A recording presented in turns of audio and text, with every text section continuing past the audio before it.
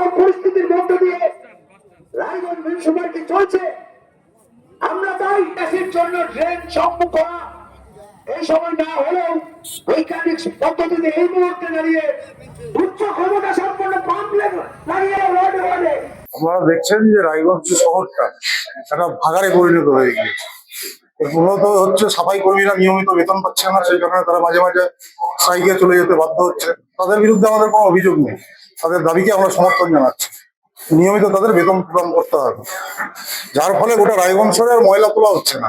গোটা রায়গঞ্জ শহরটা একটা প্রতিটা রাস্তা প্রতিটা গলি ভাগাড়ে পরিণত হয়ে গেছে। দুর্গন্ধে মানুষ অসহ্য ভাবে জীবনযাপন করছে। এর সাথে রোদের উপর বিস্ফোরণ মতো হচ্ছে বৃষ্টি।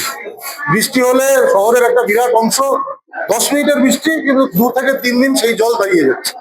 আমরা অতীতে বারবার বলেছি যে তৃণমূলের সমস্ত কাউন্সিলর কোঅর্ডিনেটর গুলো অবৈধভাবে পুকুর ভরাট করছে, তার ফলে জল বেরোয় যেতে পারছে না।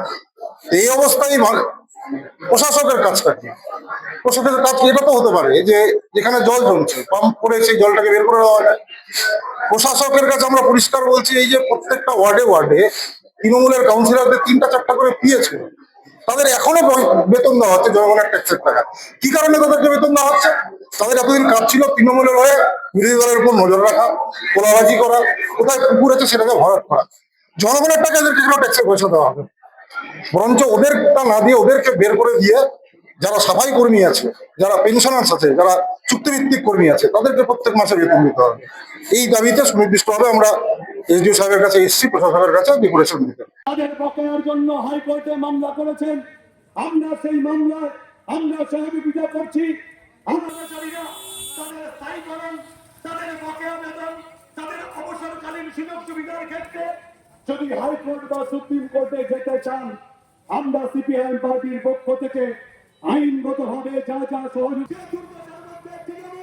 সচেতন ভাবে আপনাদেরকে ফেলে দিয়ে গেল, সেখান থেকে যদি রক্ষা পেতে চান তাহলে কিন্তু আপনাদের রুখে দিতে হবে। তার কারণ জামা বদলে পদ্ম ফুলের জামা পরতে চায়। আপনারা সতর্ক হন, পেছনের দরজা দিয়ে যে কালো তালিকাভুক্ত 27 জন কোঅর্ডিনেটর আমরা শুনতে পাচ্ছি সংসদের সাথে একটা চুক্তি চলছে হয়েছে। আর কোন ক্ষতির মুখে যাতে আপনারা না পড়েন, তার জন্য আপনাদের লড়াই করতে হবে।